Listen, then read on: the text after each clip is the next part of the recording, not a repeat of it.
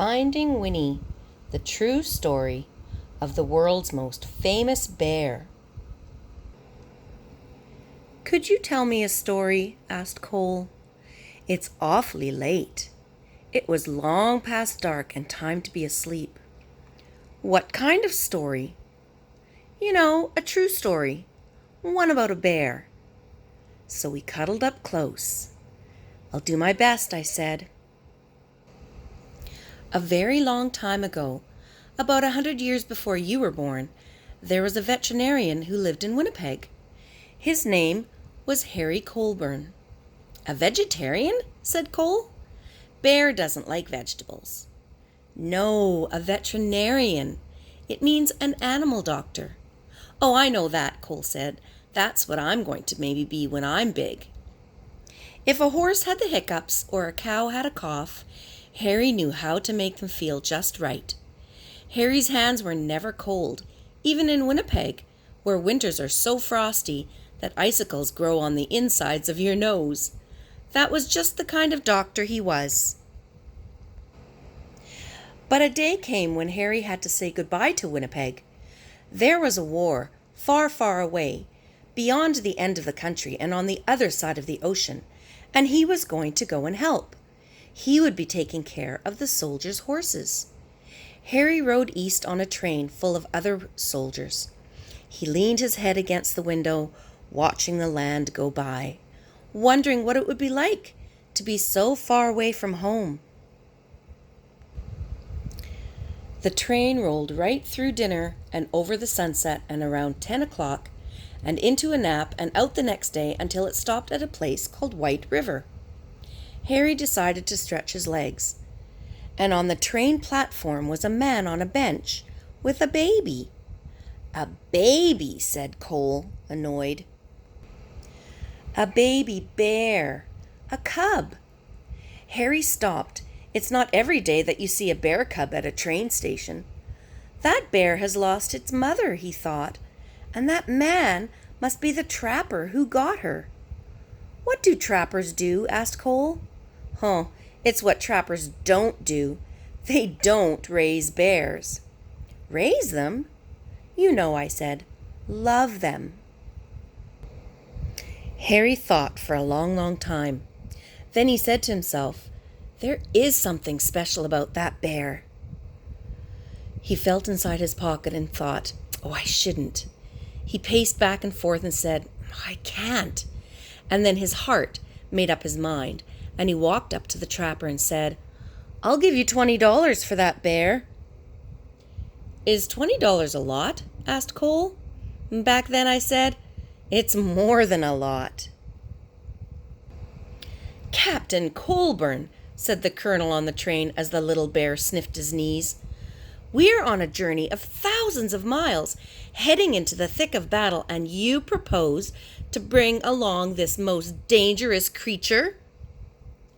Bear stood up on her hind legs as if to salute the colonel. The colonel stopped speaking at once, and then in quite a different voice he said, "Oh, hello." The men of Harry's regiment squeezed by to have a look. "I've decided to name her Winnipeg," Harry told them, "so we'll never be far from home. I'll call her Winnie for short." They had a very long way to travel, and they had already gone 3 or 4 feet. When Winnie got hungry. "What do bears eat?" the men wondered. "What don't they eat?" said Harry. "Vegetables," Cole reminded me. "Winnie ate vegetables," I said. "She ate everything, except for onions." They brought her carrots and potatoes and apples and tomatoes and eggs and beans and bread, and a tin of fish and some slop in a dish. But Winnie was still hungry. "How about dessert?" said Harry, holding up a bottle of condensed milk. Taking the treat in her paws, Winnie lay on her back and hummed a happy song as she drank. Harry and Winnie gathered with soldiers from all over Canada in the green fields of Valcartier. A whole city of tents had sprung up there. One was a hospital for horses, where Harry went to work. Winnie was in the army now. Harry taught her to stand up straight and hold her head high and turn this way and that just so. Soon she was assigned her own post. Even the colonel agreed that Winnie was a remarkable bear.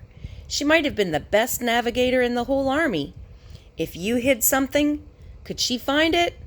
Boy, she could. What if it was farther away and farther still? Remarkable! In the evenings, both Harry and Winnie were too tired to move. When Harry thought about Winnie and the voyage across the ocean, his head said, "I shouldn't." And his head said, "I can't." But then his heart made up his mind. No one had ever tried to float so many people and animals across the Atlantic Ocean before. 30 ships sailed together, carrying about 36,000 men and about 7,500 horses, and about one bear named Winnie. When they finally arrived in England, the regiment went to training on the Salisbury Plain, where it rained and rained and rained. But Winnie didn't seem to mind. She was the mascot of the 2nd Canadian Infantry Brigade, and she attended her post with vigor. One day when Harry came running, she was doing her exercises in the tent. "You'll bring the whole place down," he said with a laugh. Boy, she had grown. It was winter when the order came. The time had come to fight. Winnie posed proudly with the men for pictures to send home to their families, and Harry thought for a long time. His head argued one way and then the other, but his heart made up his mind. He went to Winnie and he said in a serious way, "There's somewhere we need to go." Winnie brushed the mud off her nose and nuzzled close. Harry drove all the way to the big city. "Here we are," said Harry.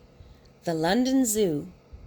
Harry took a deep breath. "Winnie, this is going to be your home for a while," he said, and she tilted her head. "We're shipping out to France. I have to take care of the horses at the front." Winnie rested her big head against him. "I know you want to come, but it's just not safe." Winnie's head bowed. Harry's hands were warm as sunshine as usual. "There is something you must always remember," Harry said. "It's the most important thing, really. Even if we're apart, I will always love you, and you'll always be my bear." "Is that the end of the story?" I asked. "That's the end of Harry and Winnie's story," Mum said. "But I don't want it to be over," said Cole. "Sometimes," Mum said, "you have to let one story end so the next one can begin." "How do you know when that will happen?" "You don't," I said, "which is why you should always carry on." Once upon a time, there was a little boy with a stuffed bear. He'd had his bear ever since he was a baby, but somehow the boy had never found the right name for him. He tried Teddy, and he tried Edward, and he even tried Big Bear. One day the boy went to visit the London Zoo with his father, and there was a bear, a real bear, on the terraces there. Right away the boy thought, "There is something special about that bear." And that bear's name was Winnie. They became true friends. The boy was allowed to come right inside her enclosure to play. Once the boy had found Winnie, he knew just what to call his stuffed bear. He named it Winnie the Pooh. And the boy was called... "Cole?" asked Cole. "No," said Mum. "His name was Christopher Robin Milne. Christopher Robin would visit Winnie at the zoo, and then he would take his stuffed animal on all sorts of adventures in the woods behind his home. His father, Alan Alexander Milne, wrote books all about them. Harry's Winnie became Winnie the Pooh, and there has never been a more beloved bear." "But what about Harry?" Cole asked. Well, after the war, when Harry visited Winnie at the zoo, he saw how happy she was. She was being raised. She was truly loved. And that was all that Harry had ever wanted, from the moment they met at the train station in White River. So after the war, Harry returned to Winnipeg and his life as an animal doctor. Before long, he was married and had a son named Fred. And Fred had a daughter named Lorene. And Lorene had a daughter named Lindsay, which is me. And then I had a son. And when I saw you, I thought, there is something special about this boy. So I named you after your great-great-grandfather, Captain Harry Colburn. I named you Cole. That's me, said Cole in a whisper. That's you. And that's Winnie? Yes, I said. That's Winnie. And it's all true? Sometimes the best stories are, I said. Cole's eyes grew big and he said nothing for a long time. Then he hugged his own bear close and let out a yawn that reached far away, and they both turned over and fell asleep. Now let's look at a photo album. This is Harry Colburn as a young soldier.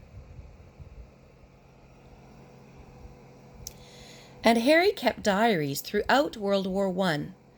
This was the diary from 1914, the first year of the war.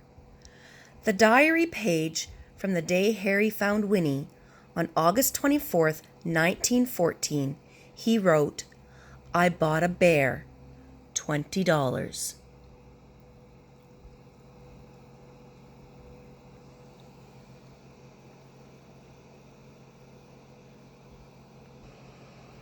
Here are 3 soldiers with Winnie at her post. Winnie and Harry have what appears to be a laugh and a snack. Here's Harry and his fellow soldiers with their little mascot, Winnie.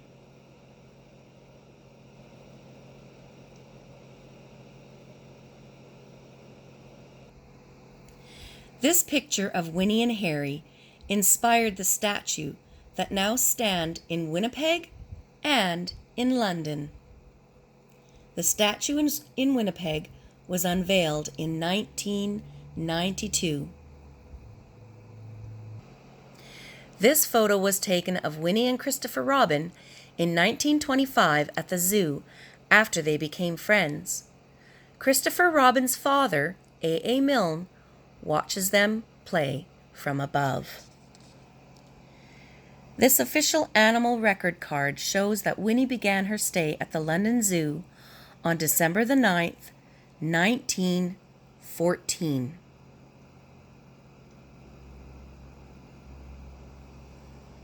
And here's Lindsay and Cole in 2013. We knew there was something special about this boy. Lindsay Maddock is the great-granddaughter of Captain Harry Colburn. She grew up thinking of Winnie the Pooh as her own great-grandbear. She has shared Winnie's story as a radio documentary, spearheaded an original exhibition, and traveled to the UK to commemorate Harry and Winnie's experience in World War I. She lives with her family in Toronto. Sophie Blackhall is a celebrated artist whose work has appeared in the best-selling Ivy and Bean series, in multiple glorious award-winning picture books, as part of an international pro-literacy campaign with Save the Children, and on a renowned New York subway poster. And that is the true story of Christopher Robin and Winnie the Pooh. Finding Winnie, the true story of the world's most famous bear, by Lindsay Maddock, illustrated by Sophie Blackhall.